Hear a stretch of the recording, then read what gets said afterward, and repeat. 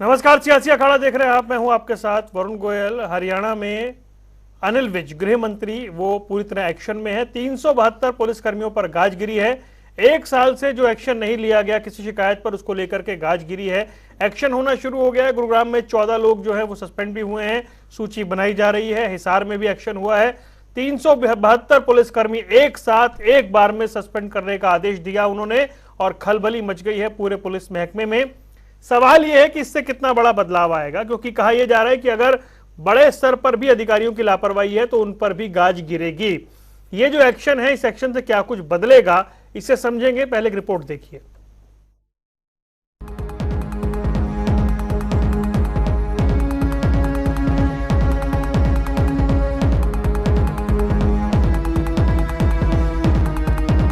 गृह मंत्री अनिल विज के 2 दिन पहले जारी आदेश पर अब एक्शन शुरू हो गया है। 25 अक्टूबर को अनिल विज ने प्रदेश के 372 पुलिस अधिकारियों को सस्पेंड करने की लिस्ट जारी की थी। आज गुरुग्राम में 14 पुलिसकर्मियों को सस्पेंड कर दिया गया। गुरुग्राम डीसीपी हेडक्वार्टर ने नोटिस जारी होने के बाद सभी की रवानगी की गई। अनिल विज की सस्पेंड वाली लिस्ट अभी लंबी है। उन्होंने प्रदेश के डीजीपी शत्रुजीत कपूर को सख्त लहजे में कहा है कि कोई भी लापरवाह अधिकारी बचना नहीं चाहिए। गृह मंत्री अनिल विज की सस्पेंड वाली फेहरिस्त में एक के बाद एक सभी का नंबर आएगा, लेकिन छोड़ा किसी को नहीं जाएगा। ये सभी 372 पुलिसकर्मी वो हैं जिन पर लोगों को न्याय दिलाने का जिम्मा था, लेकिन इन्होंने पिछले 1 साल से अपनी जांच में कोई कार्रवाई नहीं की और न्याय पाने वाले बेकसूर लोगों को चक्कर काटना पड़ा। गृह मंत्री अनिल विज के एक्शन से आपको अनिल कपूर की नायक फिल्म की याद जरूर दिला दी होगी। अब देखना यह है कि अनिल विज के एक्शन से पुलिस महकमे में और लापरवाह पुलिसकर्मी कितना सबक लेते हैं। न्यूज डेस्क, जनता टीवी।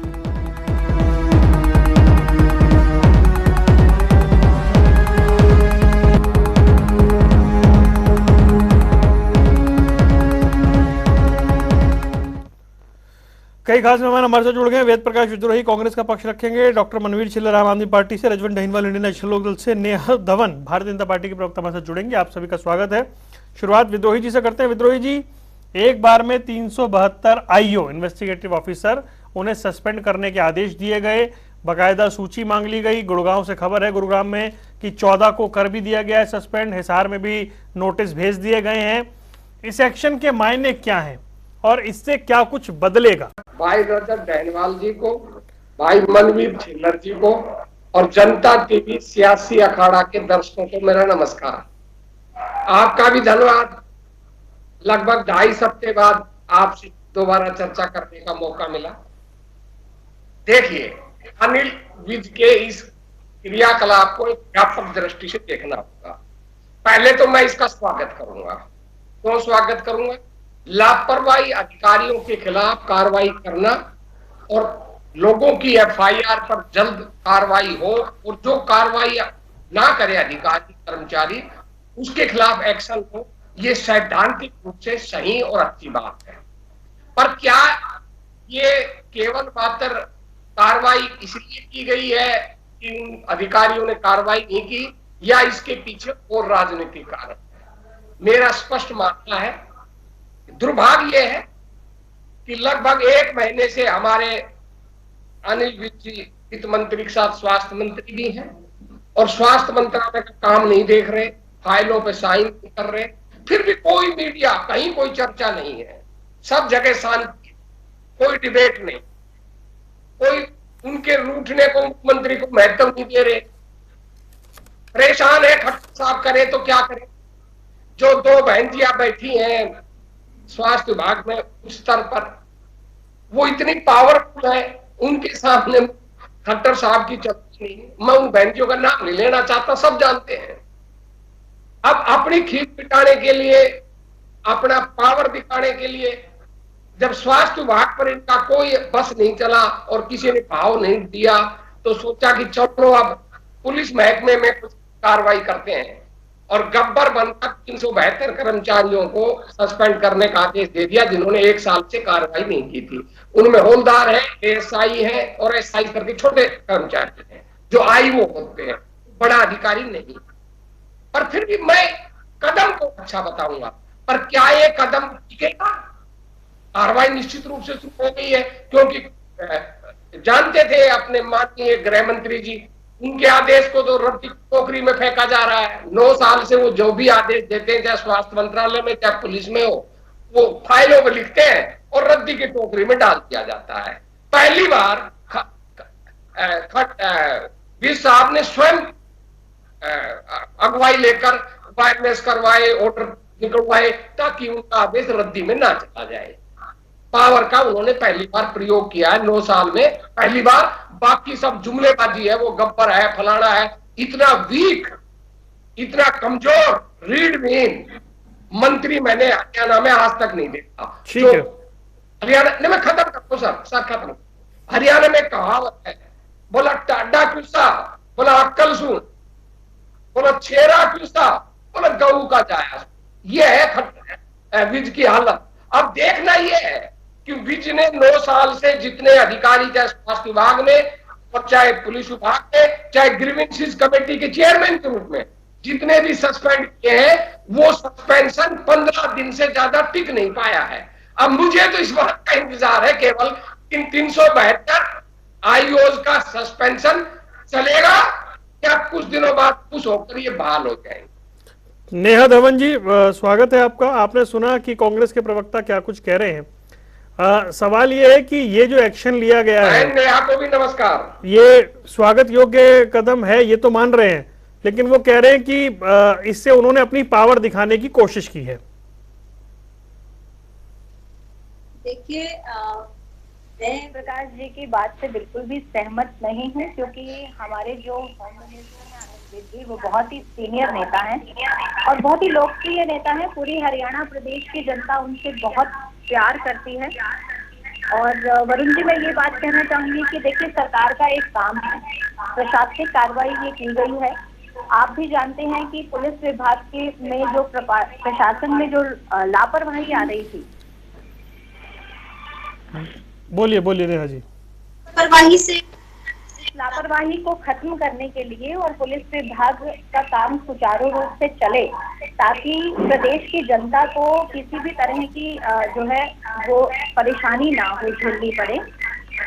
और इसी बात को मद्देनजर रखते हुए पुलिस विभाग से ये कार्रवाई मांगी गई और ऐसे लगभग 3200 के आसपास कुछ केसेस सामने आए जो बहुत समय से निलंबित पड़े हुए थे, जिन पर कार्रवाई नहीं की गई थी। कुछ बहुत जल्दी सॉल्व हो सकते थे, लेकिन पुलिस कर्मियों की लापरवाही की वजह से वो समय पर उनका समस्या का हल नहीं निकाला जा सका। तो इस पर अनिल विज जी ने इतना बड़ा कदम उठाया और इस कदम की प्रशंसा होनी चाहिए, क्योंकि भारत देश में ऐसा कभी भी परिदृश्य देखने को नहीं मिला है जो आज हरियाणा प्रदेश में अनिल विज जी ने, भाजपा की सरकार ने ये कदम उठाया है। और इस तरह के कदम से आने वाले भविष्य में जो है वो पुलिस प्रशासन जो है वो सचेत होकर कार्य करेगा और जनता के हिसाब से कार्य करेगा, जनता को परेशानी करने के लिए नहीं, उनकी समस्याओं का हल निकालने के लिए। भाजपा सरकार की हमेशा से ये जो है बात रही है कि हर सरकारी कर्मचारी जो है वो अपना काम सुचारू रूप से करे, समय पर करे और हर सरकारी विभाग जो है वो सुचारू रूप से चले, और इसी काम को मद्देनजर रखते हुए ये फैसला लिया गया है। ठीक है नेहा जी, मैं आऊंगा आपके पास। आपके ऑडियो जो है वो इको हो रहा है, एक बार उसे देखें उसमें कहाँ समस्या आ रही है, मैं फिर आता हूँ आपके पास।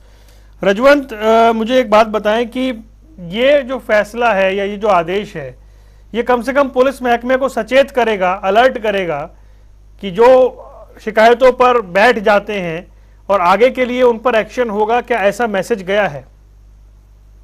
देखिए वरुण भाई, मैसेज देने का काम नहीं कर रही है ये, एक अपनी तानाशाही है वो दिखाने का काम कर रहे हैं कि मैं क्या कर सकता हूं।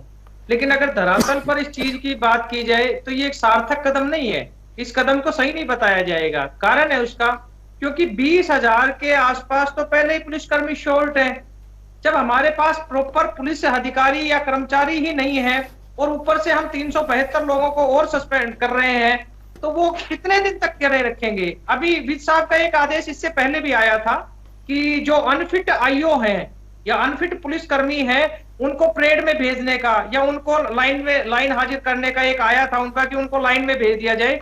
लेकिन वो कहां तक सार्थक रहा? कारण था उसका कि एक बार आदेश तो पारित कर दिया गया, लेकिन वो धरातल पर लागू इसलिए नहीं हो पाया क्योंकि जो अनफिट कह सकते हैं वो आजकल पुलिस वाले सारे ही अनफिट चल रहे हैं। कारण उसका यह है कि उनको प्रॉपर रेस्ट नहीं मिल पाता। मैं ये चीज जरूर मानूंगा कि इस सरकार के बस में कानून व्यवस्था को दुरुस्त करना नहीं है। पुलिस कर्मियों की हालत यह है, पुलिस और थाने चौकियों की अगर बात करें तो आम व्यक्ति, वरुण भाई मैं आपसे भी एक बार इस चीज के लिए कहूंगा कि कभी आप अपना कोट उतार के अपना आई कार्ड घर पर रखकर एक बार थाने में और चौकी में जाकर देखिए, असल हालात आपको भी पता लग जाएगा कि आम जनता के साथ वहां पर क्या व्यवहार होता है। थाने चौकियों में आम जनता नहीं जाती, वो आज भी घबराती है। वहां पर जो चोर लुटेरे हैं, जो नशे का तस्करी है या शराब बेचने वाले हैं, वहां पर उन लोगों का जमावड़ा बना रहता है। ये सरकार को देखना है कि हमें सुरक्षा मुहैया कैसे करनी है, एक ऐसा स्वस्थ माहौल कैसे दिया जाए, उसके लिए प्रयास करना है। ये केवल एक शोशोबाजी है, ये ज्यादा दिन तक चलने वाला नहीं है काम।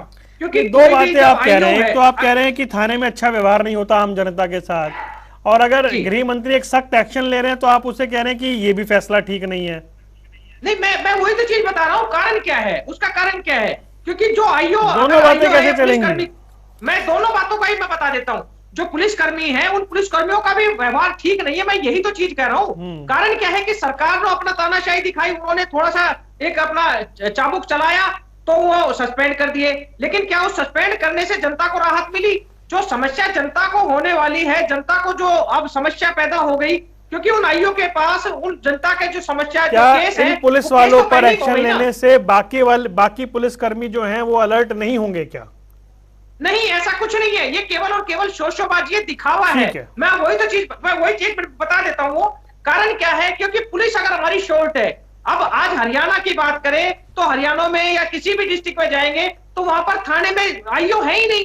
वो तो बेवजह एक दूसरे से काम चला रहे हैं। पुलिस कर्मियों के ऊपर इतना बर्डन भी है, मैं उनका सपोर्ट भी कर रहा हूँ। कारण क्या है कि जब सपोर्ट जायज करना हो तो सपोर्ट भी करना पड़ता है। एक पुलिस कर्मचारी के ऊपर या आईओ इन्वेस्टिगेशन ऑफिसर के ऊपर कितना प्रेशर होता है, वरुण जी एक ही मिनट में बता दूंगा मैं आपको, कि अगर उसके पास शिकायत आती है तो शिकायत की इन्वेस्टिगेशन के लिए उसके पास प्रॉपर टाइम नहीं मिलता। कारण क्योंकि उसको अगले दिन कोर्ट में भी जाना होता है, किसी न किसी केस की गवाही के लिए भी जाना होता है, या रात को गश्त में भी उसकी ड्यूटी होती है, उनको रेस्ट भी नहीं मिल पाता। तो ये चाबुक तब चलाया जाना चाहिए जब हमारे पास प्रॉपर फोर्स हो। हमारे पास प्रॉपर फोर्स ही नहीं है, तो ये चाबुक और केवल दिखावा है। क्योंकि 10 से 15 दिन में उन लोगों को वापस उनका जो ड्यूटी ज्वाइन करानी पड़ेगी उनकी, और कोई चारा है नहीं सरकार के ऊपर। क्योंकि पहले पुलिस शॉर्ट है, और अगर आगे से और लोगों को सस्पेंड करेंगे तो फिर जनता तो परेशान होनी है। ठीक है, ये दिखावा कर रहे हैं। ठीक है, दिखावा कर रहे हैं। डॉक्टर मनवीर छिल्लर भाई, जो लापरवाही कर रहा है उन पर एक्शन, तो क्या उसमें भी राजनीति है? एक कहावत है हरियाणा में कि चालता पाप पीत्याग्रह। तो ये सरकार, ये मंत्री जा रही है तो इसलिए ये अपने हाथ पैर मार रही है। यह अनिल विज जी का यह एक्शन सिर्फ एक पॉलिटिकल स्टंट है, सिर्फ राजनीतिक फायदा लेने के लिए अपने विभाग की छवि को सुधारने का एक प्रयास मात्र है। उसमें भी उन्होंने विभाग की छवि सुधारना तो कोई गलत काम नहीं है, सिर्फ दिखावे के लिए छवि सुधारना है ना। उसका मैं बताता हूं, वो भी बैक फायर कर गया उनका। आज से 4 दिन पहले सोमवार को इन्होंने आदेश दिया कि 372 अधिकारी, जांच अधिकारियों को सस्पेंड करो, लेकिन 72 घंटे बीत जाने के बाद भी वो सस्पेंड नहीं हुए। और उसके बाद उनको ये एहसास हुआ, पता नहीं उनको मन में क्या आया कि मैं एक गृह मंत्री होने के बाद भी मेरे आदेश की अवहेलना हो रही है। 3 दिन हो गए, उसके ऊपर एक्शन नहीं हो रहा। जाने उनका जमीर जाग गया या उनकी ईगो हर्ट हो गई कि उन्होंने तुरंत वायरलेस पे बीटी करते हैं कि जो आदेश दिया था उसको अमल में लाओ वरना एक्शन करेंगे। देख लो, धमकी दी है, डराया है, वरना पुलिस इसमें कोई एक्शन नहीं लेना चाह रही थी। पुलिस अधिकारी इनको सस्पेंड नहीं करना चाह रहे थे क्योंकि उनका अपना एक लॉजिक है। इसके साथ ही देखिए, इतने बड़े पैमाने पर इतने अधिकारियों को सस्पेंड करना एक उपलब्धि है, या ये दर्शाता है कि प्रदेश में कानून व्यवस्था का कितना बुरा हाल है कि इतने अधिकारी एक बार में सस्पेंड करने पड़ रहे हैं। आप इस बात में जो है डिफरेंस है उसको नोट करने की कोशिश कीजिए। इसके साथ ही प्रदेश की जो नागरिक सुरक्षा सूचकांक में प्रदेश सबसे निचले पायदान पर है। हरियाणा पूरे देश में सबसे असुरक्षित राज्य है। वो ऐसे ही तो कुछ अधिकारियों की वजह से तो असुरक्षित नहीं हुआ, वो एक पुलिस की और अधिकारियों की एक कार्य प्रणाली है जो इतने सालों में डेवलप हुई है। और उस कार्य प्रणाली डेवलप होने का कारण है कि मुख्यमंत्री अपने प्यारे को बचाना चाहते हैं, अपराधियों को राजनीतिक संरक्षण देना चाहते हैं। संदीप सिंह का उदाहरण आपके सामने है। विधायक अपने प्यारों को बचाना चाहते, पुलिस वाले अपने प्यारों को बचाना चाहते हैं। बस इस हायरार्की में चलते चलते पूरे प्रदेश की कानून व्यवस्था का आज जो हाल है वो आपके सामने बिल्कुल स्पष्ट है। इसके साथ ही कुछ अधिकारियों को इन्होंने जो सस्पेंड किया है, उनमें 1 साल से अधिक केसेस में एफआईआर होने के बाद आगे की कार्रवाई नहीं हुई। ऐसे भी केस है जिसमें 5-5 साल से कार्रवाई नहीं हुई। क्या एक सिंगल आयोग 5 साल से उस केस को देख रहा था? क्या कारण था? दूसरी चीज, जो सीनियर अधिकारियों का उन केस की जांच में कोई भी सब इंस्पेक्टर, कोई भी एफआईआर, कोई भी अरेस्ट बगैर एसएचओ के, बगैर डीएसपी के परमिशन के नहीं डालता। पहले अप्रूवल लेता है तब वो डालता है। बिना उनके अप्रूवल कोई भी एएसआई कुछ भी नहीं कर सकता। ये सिर्फ जो निचले अधिकारी हैं उनके ऊपर तो गाज गिरा दी, लेकिन इसमें संलिप्त जो ऊपर के अधिकारी हैं और उन ऊपर के अधिकारियों को जो डायरेक्शंस पॉलिटिकली आई, उस डायरेक्शन मनवीर भाई, मैं आता हूं आपके पास। सब हुआ है, उसके ऊपर कोई संज्ञान नहीं लिया जा रहा। वेद प्रकाश विद्रोही जी, क्या ये वाकई सिर्फ शो ऑफ है या एक प्रशासनिक कदम है? राजनीति अपनी जगह है, लेकिन मैं उससे वैसे समझना चाह रहा हूं। देखिए, मैंने वरुण जी आपको बड़ी विस्तार से समझाया था। कदम अच्छा है, बशर्ते कि कदम ईमानदारी की नीयत से हो और प्रभावी और लागू हो। मैं उदाहरण देकर बताता हूं। हरियाणा के इतिहास में या पूरे देश में देखो, सबसे ज्यादा मुख्यमंत्री के बाद अगर कोई पावरफुल मंत्री होता है तो वो होम मिनिस्टर होता है। बहन जी ने, नेहा जी ने कहा, बड़े लोकप्रिय नेता है, बड़े प्रभावी। मुझे आप बता दो, क्या कभी भी अंबाला कैंट से बाहर कहीं गए हैं? क्या अंबाला कैंट से बाहर भाजपा ने कभी उनका प्रयोग किया है? इसका मतलब क्या है कि गृह मंत्री के रूप में भी उनको कार्य सही ढंग से नहीं करने दिया जा रहा, और लोकप्रिय भी भाजपा उनको नहीं मानती। अगर मानती तो वोट बैंक की राजनीति में प्रयोग करती। तीसरी बात, पहली बार जी गृह मंत्री ने अपने आदेश को लागू करवाने के लिए खुद वायरलेस करवाए, ये भी कभी नहीं हुआ, ये पहली बार हुआ है।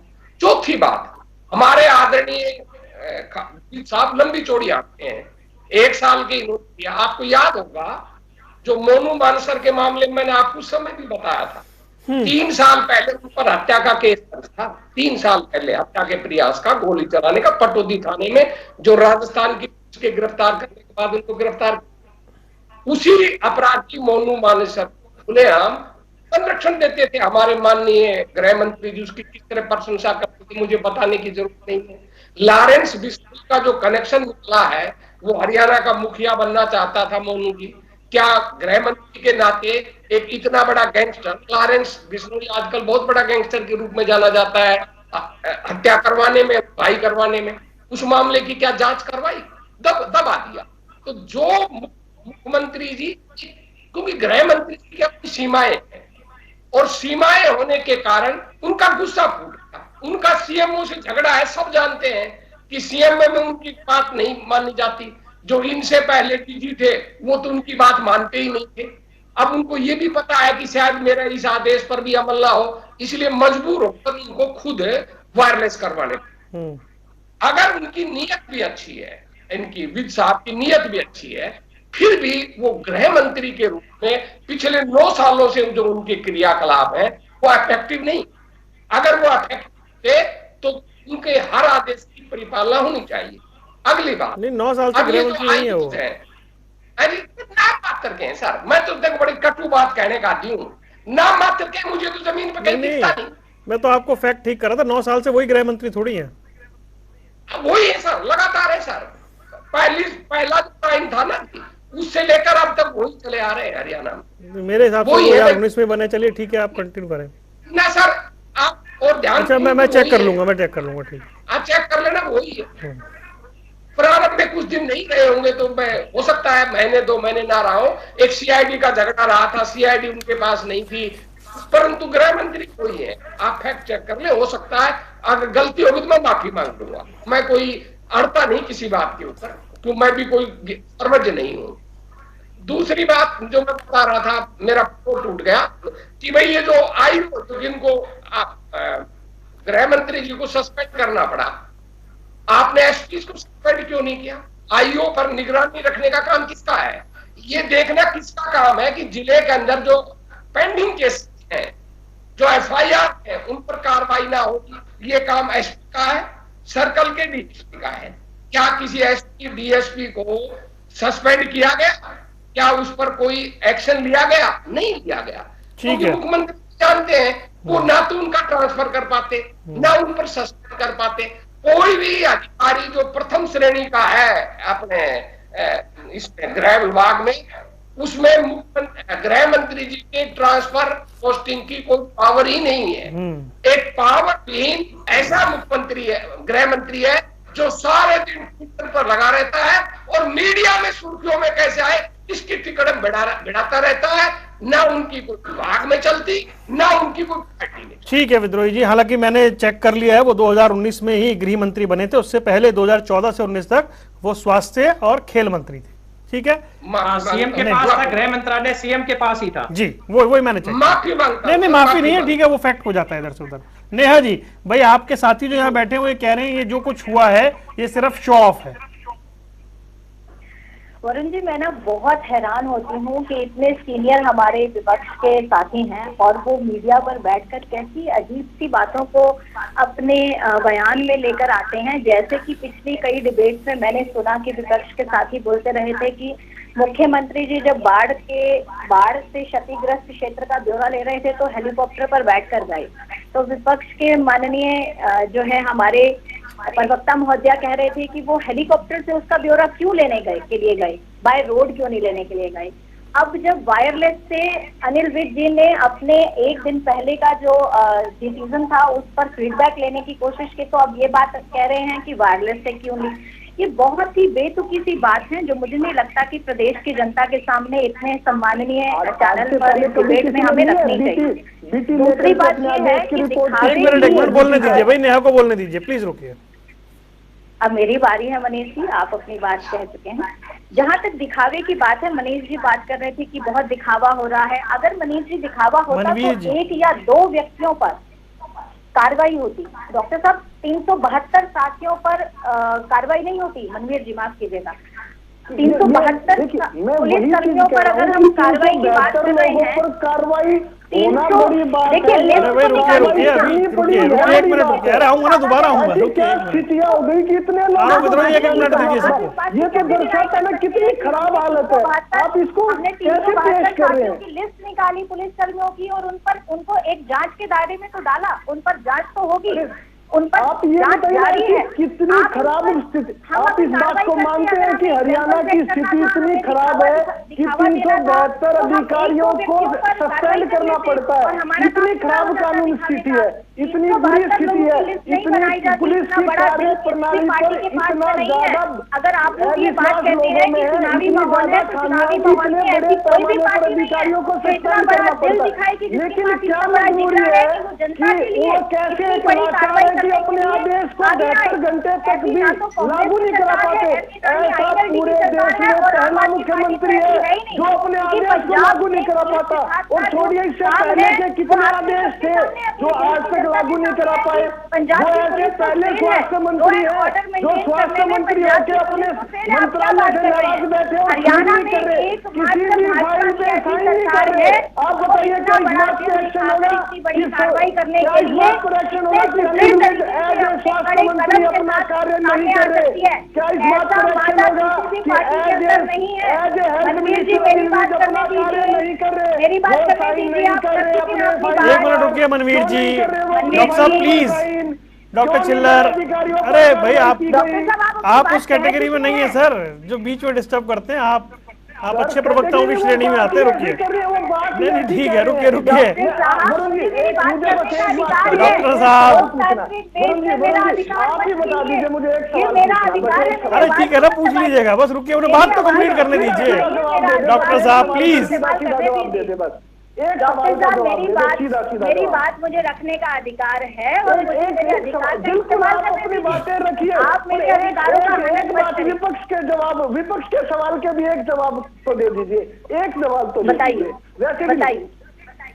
372 अधिकारियों को, जांच अधिकारियों को सस्पेंड करना ये एक उपलब्धि है या यह दर्शाता है कि प्रदेश में कानून व्यवस्था इतनी ज्यादा चौपट हो गई है कि इतने बड़े पैमाने पर अधिकारी लापरवाही कर रहे हैं? और ये तो सिर्फ सस्पेंडेड आंकड़ा है, 3200 से अधिक FIR पर कोई कार्रवाई नहीं है। ये चीज ये दर्शाता है। मेरी बात आप ये मत लीजिए करिए। मनवीर जी, थोड़ा सा संयम रखिए, मेरी बात। अच्छा रुकिए, अब सवाल आ गया। नहीं डॉक्टर छिल्लर, अब सवाल आ गया। नहीं प्लीज डॉक्टर छिल्लर, अब सवाल आ गया। डॉक्टर छिल्लर, अब सवाल आ गया आपका, प्लीज। नहीं अब डिस्टर्ब मत करिए डिबेट को। आपका सवाल आ गया ना, नया जवाब दीजिए। मनवीर जी, वाद विवाद की परंपरा का एक रूल होता है और उस रूल का फॉलो करना बहुत जरूरी है। आप वाद विवाद की परंपरा को ऐसे बहस के मुद्दे में लाकर ना आपकी बात रखी जाएगी ना मेरी बात रखी जाएगी, ये बिल्कुल गलत है। मैं मनवीर जी आपके सामने एक विषय रखती हूँ जैसे आपने मेरे सामने रखा।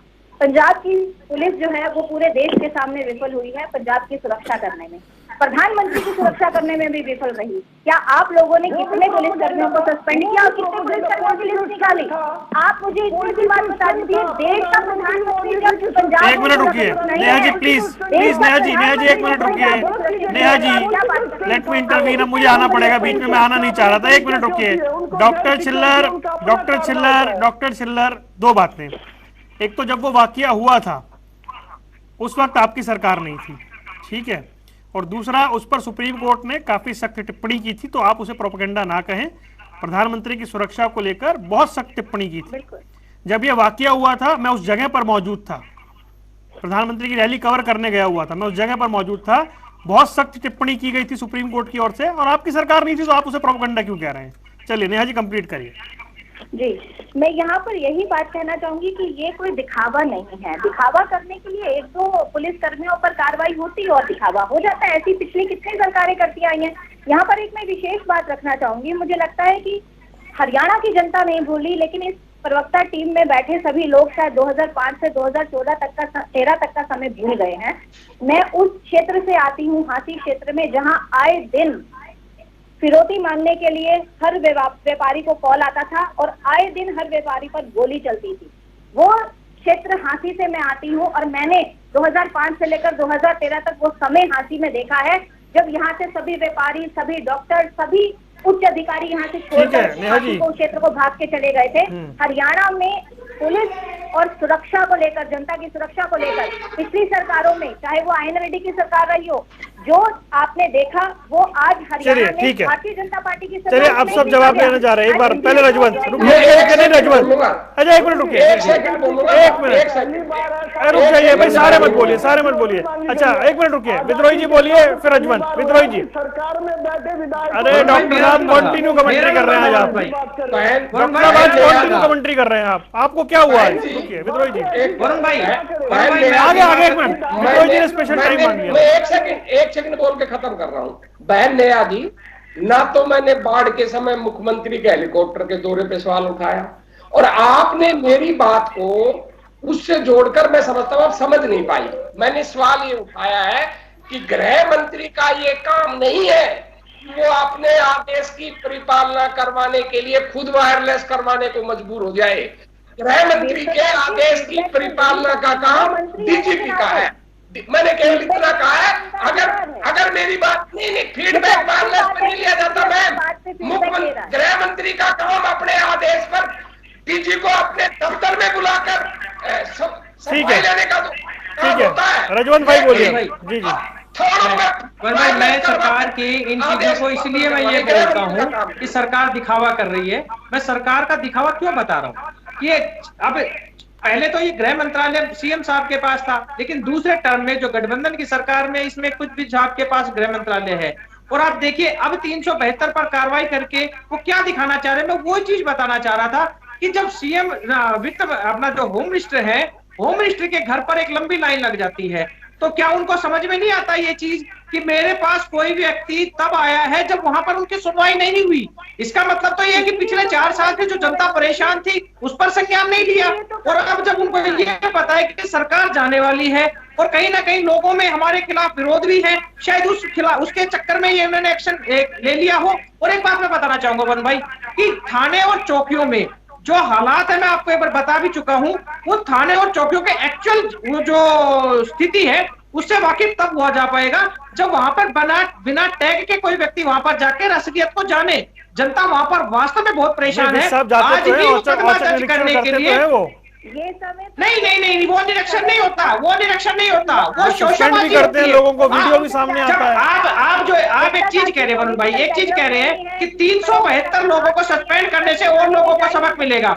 मैं आपकी इस बात का जवाब देना चाहता हूँ। रोज करप्शन के केस में लोग मुलाजिम पकड़े जाते हैं, आप देखिए 15-15, 20 दिन, 35 दिन, 40 दिन वो सजा, वो अपनी जमानत कराने के बाद 20-25 दिन बाद वो फिर ज्वाइन कर लेते हैं। क्या उससे कोई उन्होंने सबक नहीं लिया? ये आप ये देखिए कि प्रशासन का अपना जो टाइट करना जरूरी है। और ये मैं मान सकता हूं कि इस सरकार में जो कहीं ना कहीं प्रशासन ये कह सकते हैं एडमिनिस्ट्रेशन पे सरकार पर हावी है, यहाँ पर पुलिस प्रशासन का भी यही है कि उनके मंत्री जो है या उनकी कोई सुनवाई नहीं होती, मनमर्जी के जो काम करते हैं, पुलिसकर्मी हो, एसपी हो, डीएसपी हो, अपनी मनमर्जी का काम करते हैं, जनता की कोई सुनवाई करने वाला नहीं है। रही आईएनएलडी की बात जो कर रहे थे, आईएनएलडी के समय में किसी भी अधिकारी की इतनी हिम्मत नहीं होती कि वो जनता को इस प्रकार से परेशान कर दे। चौधरी ओम प्रकाश चौटाला जी का सबको पता था कि वो प्रशासन का कितने कठोर प्रशासक थे, वो उनको पता था ना कि प्रशासन कैसे चलाया जा सकता है। ये यहाँ पर आज भी यही चीज के लिए 10 साल का शासन गुजरने के बाद भी ये नौसिखिया कहलाते हैं। यहाँ परिवारवाद की सरकार की बात, अच्छा वो छोड़ दीजिए, वो अलग विषय हो गया। परिवारवाद की बात नहीं है, जब आपके कंट्रोल में कुछ नहीं होता तो परिवारवाद की बात लेके आते हैं। डॉक्टर चिल्लर की बारी है, किसको कहते हैं? मुख्यमंत्री किसको कहते हैं? यहाँ पर 10 साल के शासन के बाद ही अगर आप सारे मत बोलिए भाई, सारे मत बोलिए, वो ठीक नहीं रहेगा। सारे मत बोलिए। व्यक्ति के हाथ में नहीं है। ठीक है डॉक्टर चिल्लर बोलिए, डॉक्टर चिल्लर की बारी है, छोटा 30 सेकंड लीजिएगा। बीजेपी की प्रवक्ता साथी ने जो कि आशीष उन्होंने कहा कि वहां पे ऐसे क्राइम होते थे 2004 से 14 के बीच में। मैं बिल्कुल प्रमाण के साथ कह रहा हूं, सारे प्रवक्ता साथी है इस बात को प्रमाणित भी कर देंगे कि इतिहास में पहली बार आजादी के बाद हरियाणा में जो सरकार में बैठे हुए विधायक है, विधायकों से पहली बार फिरौती मांगी गई, आज तक के इतिहास में कभी नहीं मांगी गई। इतिहास में पहली बार हुआ है कि डीएसपी स्तर के अधिकारियों को जान गंवानी पड़ी है, पुलिस अधिकारियों को जान गंवानी पड़ी है। यह प्रमाणित है। अगर इस चीज के ऊपर अगर आपके पास कोई डिफेंस है तो बता दीजिए, चैलेंज है आपको। आप यहाँ तब से आए जब से मुद्दे को कभी परिवारवाद पे लेके जा रहे हैं, कभी किसी चीज पे, मुद्दे की जिस डिबेट पे उससे जवाब दीजिए। आमने सामने जवाब किया मैंने पहले जवाब किया, आपने क्या जवाब दिया? इस बात का जवाब मनवीर जी मैंने तो बहुत नहीं मांगी गई, खुद बीजेपी के विधायक से फिरौती मांगी गई। आप उनका आज तक की बात में बोलेंगे और आज तक बताइए क्या कार्रवाई हुई है? आपका क्या कार्रवाई हुई है बताइए? फिरौती की काल पे धमकियों पर क्या कार्रवाई की है? आज तक एक पर भी कोई अरेस्ट हुआ तो बताइए। अभी बात जवाब दीजिए। ठीक है, सवाल आगे जवाब ले लूं, आप जवाब तो ले लूं। हाँ दीजिए जवाब, बताइए क्या मैंने थोड़ी देना है, मुझ पर क्यों गुस्सा हो रहे हैं आप? नहीं मैं कर बीजेपी कोई ना कोई इलॉजिकल बात हर डिबेट में लेकर आएंगे, फिर सामने वाले पर जवाब तो लेने दीजिए। डॉक्टर साहब आज अलग ही मूड में है भाई। आम आदमी पार्टी के हर प्रवक्ता के पास ये गुण है। मैं समझती हूँ आम आदमी पार्टी के हर प्रवक्ता के पास आज डॉक्टर चिल्लर अलग ही मूड में है। और बिल्कुल गलत बात है, बिल्कुल गलत बात है ये। अच्छा रुकिए तो सही, आप अपने सवाल किया, आप ही जवाब नहीं चाह रहे। नेहा जी बोलिए जरा। ना तो इनके सवाल समझ में आते, ना इनको जवाब सुनने की आदत है, तो ऐसे डिबेट कैसे होगी बताइए गोयल साहब? नहीं मैं तो यहाँ से प्रयास ही कर सकता हूँ। हम जो जवाब देते हैं इनको लगता है कि हम इधर उधर की बात कर रहे हैं। अब इधर उधर के सवाल का तो इधर उधर का जवाब रहता है। आप बात कर रहे हैं एक फिरौती की जो विधायक से मांगी गई। आपको मालूम है हाजी में कितनी फिरौतियां मांगी गई थी? आपको काउंटिंग मालूम है? मैं आपको काउंटिंग बताती हूँ, पूरे प्रदेश में कितनी जाने गंवाई है। चलिए मैं माफी चाह रहा हूँ, मैं चाह रहा था चर्चा इधर से उधर ना जाए। समय नहीं है मेरे पास। कितने बच्चे किडनैप हुए प्रदेश में पिछली सरकारों के समय में?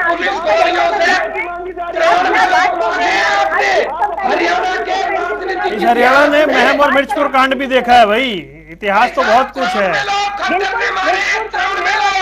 आज तक हरियाणा के राजनीतिक इतिहास में पुलिस की गोलियों में सरकार। चलिए सर, चर्चा कहीं और जाती है, समय इतना ही है मेरे पास, मैं माफी चाहता हूँ। आप चारों मेहमानों को जुड़ने के लिए बहुत बहुत शुक्रिया। सियासी अखाड़ा देख रहे थे आप, यहाँ रुक रहे हैं कुछ देर के लिए। खबरों का सिलसिला लगातार जारी है।